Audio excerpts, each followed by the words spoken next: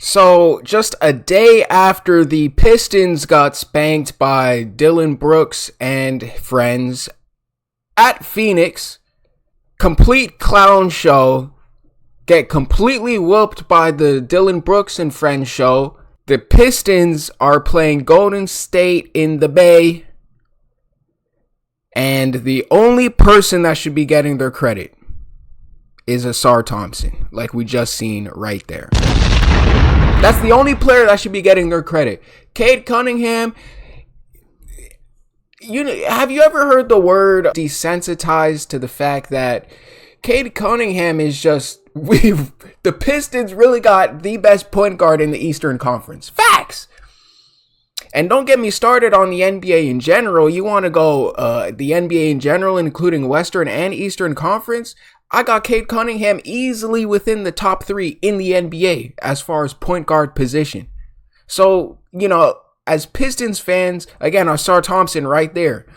As Pistons fans, it's kind of, you get too used to it. You get too comfortable with Cade Cunningham and just him being a great player and just being so happy that the Pistons even drafted him in the first place. I know he was the clear consensus number 1, and I'll never forget the NBA Adam Silver. You money laundering. You love money so much that you rig the NBA every chance that you can get. The Detroit Pistons consistently got number 5 pick in a row. They were the worst team in the NBA.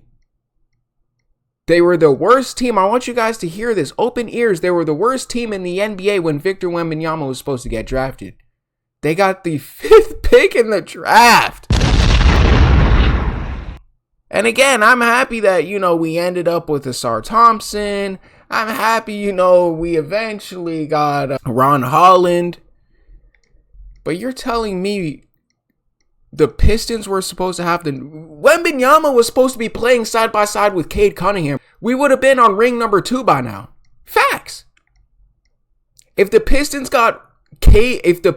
had Cade Cunningham and Victor Wembanyama, bro, they would have been competing for chip number 2 right now. They would have beat the Knicks last year. They would have won a championship last year. They would have beat OKC in probably like 6 or 7 games. And then this year, they're the number 1 seed in the Eastern Conference. Bro, they would have already figured it out. But of course, that's off topic. We take Cade Cunningham for granted, but Asar Thompson is really coming into his role. 6 steals on the game. 6 of them. And my favorite steal of the game wasn't the one where, he dived on the floor. I think it was the 3rd or the 4th quarter. I can't remember exactly, but he dove on the floor for the ball. He never gave up on the play. He eventually stole it, and then he passed it to Cade Cunningham, and then we got a point on the opposite end.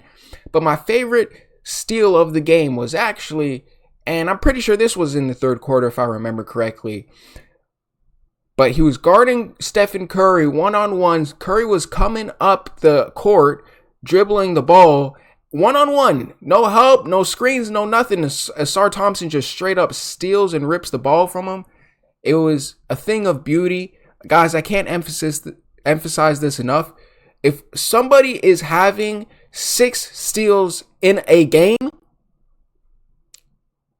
why are they not in the Defensive Player of the Year conversation? I get Scotty Barnes. I get, of course, you're going to have Victor Wembanyama up there. But what Asar Thompson is doing, nobody's doing it at his size in the whole NBA league. And we have 2 of them. Isaiah Stewart is another Defensive Player of the Year candidate as well. But it's getting no publication. It's getting no traction. Alrighty. Moving on, next topic. We're just going to make this one short. I really hope this isn't true. I really hope what I'm seeing is not true. What I'm reading is not true. Jaxson Hayes, and by the way, this is the real NBA Central. This isn't, one of those trolls, Centel. Jaxson Hayes is nearing the completion of the paperwork required to represent Slovenia. Jaxson Hayes is born in America. Jaxson Hayes is from Oklahoma. What business do you want playing for a fan base that has never, not one Slovenian in their life has ever uttered the words, man, I really wish we had Jaxson Hayes on our team. So you'd rather represent another country for a dude that is never going to credit you for any type of success that he has in the future.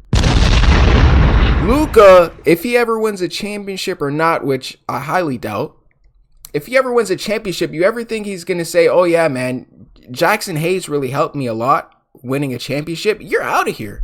So this is the biggest, you're just dancing, bro. Like, I don't want to call you any names, but bro, like, the level of desperation that you need to reach at these heights, going and to play for another man's country. Those fans don't care about you. Do you have any self-esteem in yourself? Do you have, like, why would you go out of your way to get paperwork, legal documents, just so that you can play alongside? You're not even going to understand them when they speak in their language. This is just embarrassing at this point. Do you think Luka would ever do this for you? You want to be liked and appreciated so bad. Do you think Luka would try to get paperwork and go through any type of legal documents like Joel Embiid did? And he's like, oh yeah, I just want to do this because Jaxson Hayes is my friend. You think he's ever going to do that? No, he's going to go represent his country that he was born in. And you're going to go represent his country that you have no relation to at all.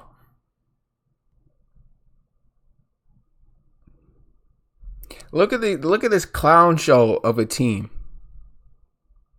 Now, I want you guys to be honest while you're watching this video, right? Is this a team, a championship team? That's all I'm going to say. That's the only context I'm going to give you. When you think of a championship team and the way that they practice and the way that they warm up, is this close?